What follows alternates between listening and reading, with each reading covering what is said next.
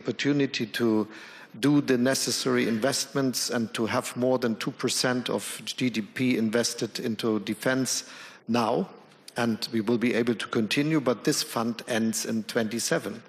And then we have to take a decision for the next future. And it will be not that we raise taxes by 30 billion, and it will be not that we cut investments into streets and railways and investments into the future of our society or in social cohesion because of doing more for defense. So it is absolutely clear that without a change in the view of looking at this debt regulation, we wouldn't be able to fulfill the request of 2%, and even we wouldn't be absolutely unable to do more. And this is the same with many other countries in Europe, and that's the reason why I said we have to rethink also in Europe the question. And my concrete proposal here is that we think that when it goes over 2%, we have to have something where our criteria of that regulation are not against spending. Absolutely, and you echoed comments made by Ursula von der Leyen yesterday where she proposed something similar. Can I just clarify, though, both on the European side and with the debt brake, is this a permanent change? Should defense spending permanently be excluded from the debt brake? I think it should be for a long time and possibly permanently. We have to discuss this together, but we have to be very clear, it is not for doing new pension schemes. This is something we have to afford with our own capabilities in our countries. But if you look around the world, you will not find too many countries that are able to do even that much for defense if they are not using also their chances for going to finance with sovereign bonds and the like. And so it is absolutely necessary that we are clear on this question. And I'm really a bit disgusted that we have, especially in my country, but also in other places, the idea that it's something which we will be able to do just in a way. It will not happen. If we are not serious, if we are not honest with the people, telling them that spending more for defense will mean that we have to increase also the debt we have, we will not succeed, and it is then something we wouldn't do. And that's the reason why so many countries in Europe did not fulfill the 2% criterion, why they were not able to do it without acting against the cohesion of their own society. And I can tell you, I spoke with many leaders in Europe, and when behind the door, when the doors are closed, they are absolutely clear. If I would do this, I would have no chance to convince my public. And so we have to be honest in this case, and all these not honest debates are the problem for a real decision. They were in the past, and if there would not be, to be very clear, if there would not be this war of aggression of Russia against Ukraine, nearly every country would have said we look for the 2% without doing anything. And this should not happen again, that we meet in Wales, everyone is signing a document about 2% and not doing a bit for getting there. When I started in office as a finance minister, the budget of the defense ministry was 37 billion. Now it is, together with the extra fund, nearly 80, together with the defense spending and other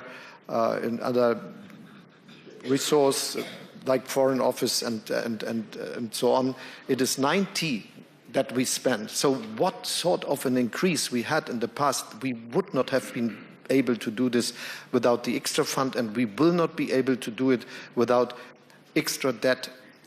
And we have the chance for doing so. Just tell this. Everyone in G7 has a debt to GDP ratio of over 100%, but Germany. We are going down to 60.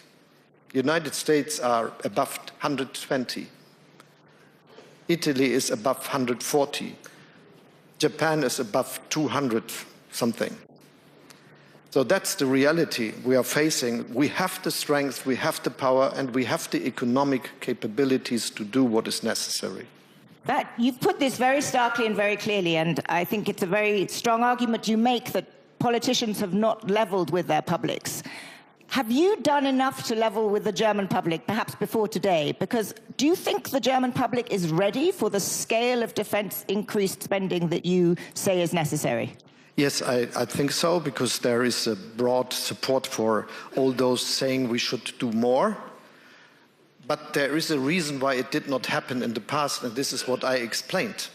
But if we would tell the people this would mean cuttings of 30 billion, 40 billion a year in all the necessary things to be done in the country, they will not agree. So it is the only possibility to do something which is about these regulations we have. Can I just turn in our last questions to something more short-term? President Trump has clearly signaled that he would like to get President Putin around the negotiating table and do this quite quickly. The next weeks, months are going to be very important. You have an election next weekend. If the polls are to be believed, you are unlikely to win this election. This was the same last time. But I won. But you will be Chancellor until a new coalition agreement is formed. For the outside world, how will Germany speak with one voice? How will Germany be a credible partner in the coming weeks and months if there is no clarity around what the next government will be, or indeed what their positions will be? How will you ensure that you can be the leading voice in Europe in the next weeks and months? This is a long tradition in Germany, that the cooperation, even between parties that are fighting against each other in elections, is strong enough that we always look at our country and how we represent it in a situation like this. So I have no doubt that we will be able to act with a broad consensus in Germany. So you will be working together to ensure that you have an... We did all the time, and why should this not be the case again? And so I'm very sure. Yeah, it's just that this is a particularly delicate time with particularly consequential decisions being made. But this is one of the achievings of the German constitutional framework, where we learned our lessons from the Weimar Republic. We have a very strong government that always is able to act, and we have a broad consensus between the democratic parties about the need of transatlantic partnership, of peace and security in Europe, so that I think that we will be able to do all what is necessary with a sort of consensus that also gives the legitimacy for what you can do. It's unclear from the various comments from the Trump administration precisely what their approach is going to be towards Ukraine and towards Vladimir Putin. But one consistent theme seems to be a greater role for Europe, a less role for America in supporting Ukraine. If they take the radical end of that, which is really pulling back from any American support, is Germany, in particular, and Europe willing and able categorically to step up? I do not understand the United States administrations in this direction. So even what we heard from the defense minister, what we heard from many others, and also from the president, is that they will continue to support Ukraine. This was also what I learned from my talks I had with President Trump when we were discussing especially the situation in Ukraine. And everyone should know, and I think the United States administration knows, that it is also an important and necessary message to Putin that he cannot count on a reduction of the support, because otherwise he would not do the necessary compromises. And so I think a strong Ukraine, which gets our support, a strong message to the Russian president that the support of the United States and of Europe will continue. And then the request for a fair peace that is not a dictated peace is what we should look for and what we can achieve. Because in this meeting we should be very clear that Putin did not reach a relevant of his goals. He was looking for making NATO more weak and getting it more away from him. Now he has Finland and Sweden as new members. Nearly everyone is spending 2% of GDP for defense. We are more looking at defending our countries in Europe if there would be a military aggression against NATO. So this is a complete difference to the time before. Second, he was looking for something of a proxy regime in Ukraine. His wording for this is denazification, but he means that he should control who is the president and what they are doing.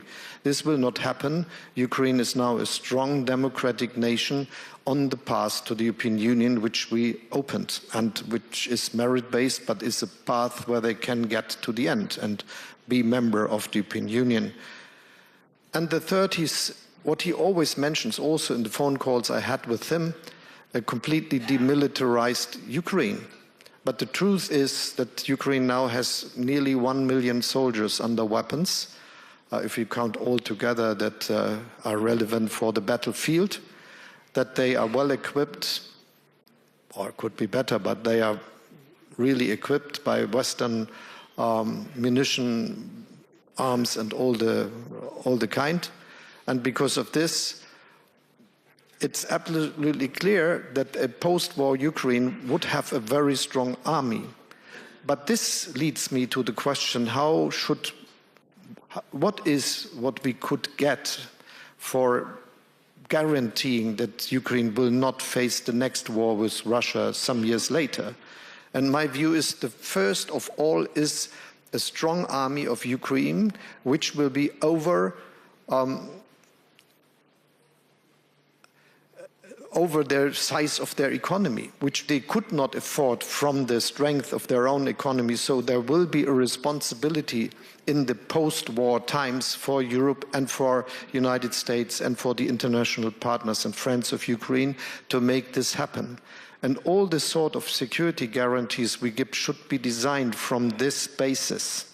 So the key is a strong Ukrainian army, which you help fund and support. But beyond that, there will also be a need for security guarantees. What security guarantees should there be? Do they have to be credible, need to include the US? Yes. And this is the basis of NATO, that we do always the same things. And I will be very clear that all this must continue to be the basis for what we are deciding, that there is not a split security between the United States and the European partners, and that we are always involved. So we felt involved when there was this aggression against the United States and went to war in Afghanistan as partners.